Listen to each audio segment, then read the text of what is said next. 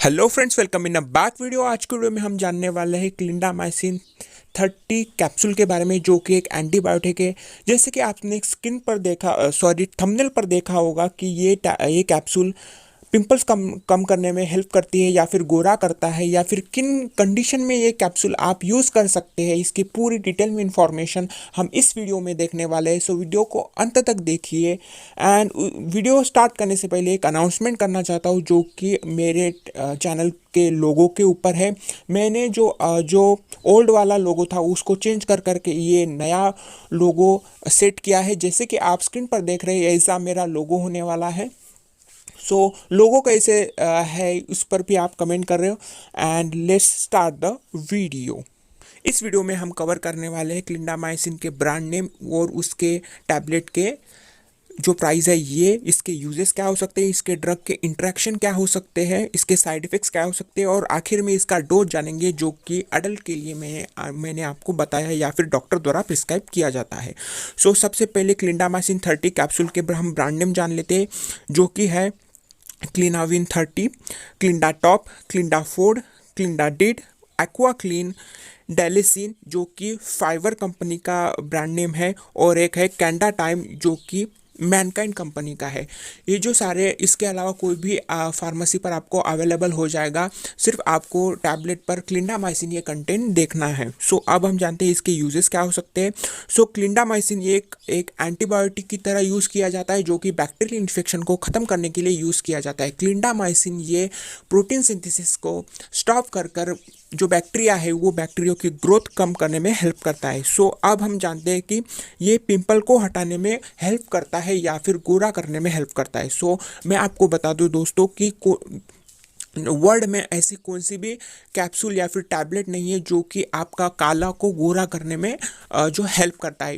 कुछ ऐसी कैप्सूल हो सकती है जो कि आपका जो कलर है वो थोड़ा सा फेयर कर सकती है, लेकिन काला से गोरा एक कौन सी भी आपको क्रीम या फिर कैप्सूल नहीं करवा सकती। ये पूरा का पूरा फॉल्स है।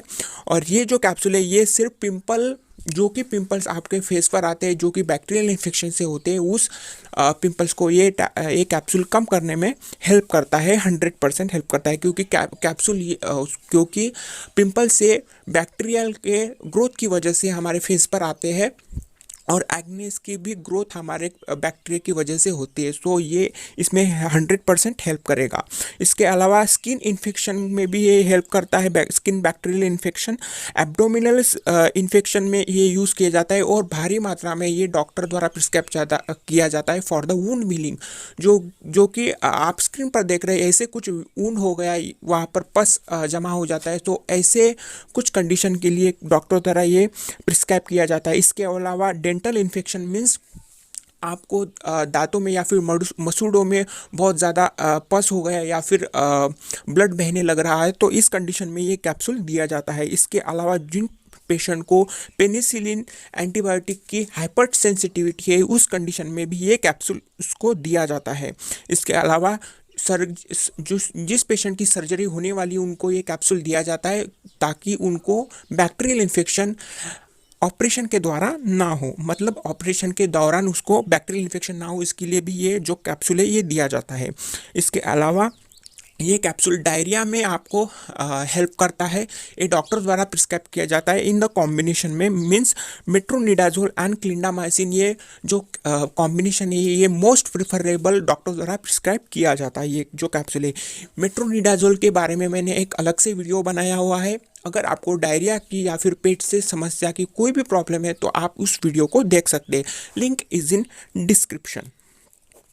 सर्जिकल प्रोसेस में भी ये टैबलेट कैप्सूल दिया जाता है, जैसे कि मैंने आपको पहले से बताया है, और ये मलेरिया में भी यूज़ किया जाता है, और इसको कॉम्बिनेशन में दिया जाता है। इसके साथ साथ बहुत सारे कंडीशन में ये जो कैप्सूल है ये दिया जा सकता है डॉक्टर के एक्सपीरियंस के अनुसार मैंने इसके मोस्ट ऑफ द यूजेस आपको एक्सप्लेन किया हुआ है। और अब हम जानते हैं इसके इंट्रैक्शन किस मतलब टैबलेट या फिर ड्रग के साथ हो सकते हैं। अगर आप कोई भी एरिथ्रोमाइसिन, क्लेरिथ्रोमाइसिन, वारफारिन, एजी या फिर मैक्रोलाइड कोई सा भी एंटीबायोटिक या फिर कौन सा भी ट्रीटमेंट ले रहे हैं तो आपको ये कैप्सूल नहीं लेना चाहिए, क्योंकि ये कैप्सूल इसके साथ इंटरेक्ट कर कर आपको एडवर्स इफेक्ट दे सकती है। अब हम जानते हैं कि इसके साइड इफ़ेक्ट्स हुए तो आपको क्या हो सकते हैं। सो इसका मोस्ट साइड इफ़ेक्ट है आपके जो डायरिया हो जाता है। बहुत ज़्यादा लोगों को इसका ये टैबलेट लेने के बाद डायरिया हो जाता है और कुछ कुछ पेशेंट में स्टूल में ब्लड आने लगता है।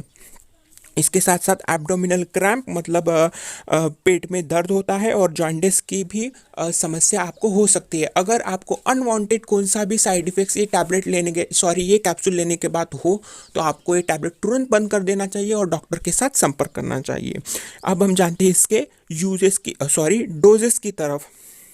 इसके डोजेस क्या हो सकते हैं। नॉर्मली डॉक्टर लोग इन्फेक्शन की जो इंटेंसिटी है और बॉडी वेट के ऊपर ये कैप्सूल प्रिफर किया जाता है।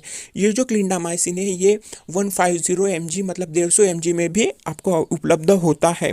सो अडल्ट में हम जान लेते हैं जिसका भी नॉर्मल डोज है ये 150 या फिर 300 mg का जो कैप्सूल है ये दिन में 3 बार दिया जाता है या फिर 2 बार दिया जाता है या फिर 4 बार दिया जाता है। ये डिपेंड करता है डॉक्टर के एक्सपीरियंस या फिर जो डिसीज़ की कंडीशन है इसके ऊपर ये डिपेंड करता है। इसके अलावा ये जो कैप्सूल है ये 2 बार दिया जाता है और खाना खाने के बाद लेना डॉक्टर प्रिस्क्राइब करते हैं, क्योंकि खाना खाने के बाद ये कैप्सूल लिए तो आपको जो पेट की अपसेट होती है या फिर पेट से जो डाइजेशन का प्रॉब्लम है वे कम हो सकता है। ये जो कैप्सूल है ये 5 या फिर मैक्सिमम 10 दिन तक ही देते हैं, इसके ज़्यादा ये कैप्सूल नहीं देते हैं डॉक्टर। और इसका जो मेन जो नॉर्मल या फिर आप कह सकते हैं कि उसका डोजेस क्या हो सकता है तो 3 mg या फिर 6 mg पर केजी ये कैप्सूल दिया जाता है। इसके अलावा प्रेग्नेंट वूमन भी ये कैप्सूल ले सकती है और ब्रेस्ट फीडिंग मदर को ये कैप्सूल डॉक्टर द्वारा प्रिस्क्राइब नहीं किया जाता, क्योंकि ये कैप्सूल बच्चे के दूध के द्वारा बच्चे के बॉडी में जाता है और बच्चे को डायरिया की प्रॉब्लम हो सकती है। इसके अलावा जिनको भी लीवर की प्रॉब्लम है, किडनी की प्रॉब्लम है या फिर हार्ट की कोई भी प्रॉब्लम है तो ये कैप्सूल डॉक्टर द्वारा प्रिस्क्राइब की तब भी आपको लेना चाहिए। सेल्फ मेडिकेशन आपको नहीं करना चाहिए, क्योंकि ये जो कैप्सूल है ये शेड्यूल एच में आती है और ये जो कैप्सूल है आपको अल्कोहल के साथ नहीं लेना चाहिए। इसके साथ साथ ड्राइविंग के साथ भी ये जो कैप्सूल है ये अनसेफ मानी गई है। सो ये जो सारी इन्फॉर्मेशन है होप कि ये आपको हेल्पफुल हो रही हो, और वीडियो अच्छा लगा तो प्लीज़ लाइक करो। जिनको भी ऐसे वुंड हीलिंग या फिर कोई भी प्रॉब्लम हो तो मेरा जो चैनल है उनको शेयर कीजिए और इनको भी हेल्प होगी, मुझे भी हेल्प होगी। एंड आपने अभी तक मुझे बहुत ज़्यादा प्यार दिया है, उसके लिए वेरी वेरी थैंक यू। आपने अभी तक मेरा वीडियो देखा, thanks for the watching and मिलते हैं अगले वीडियो में। बाय।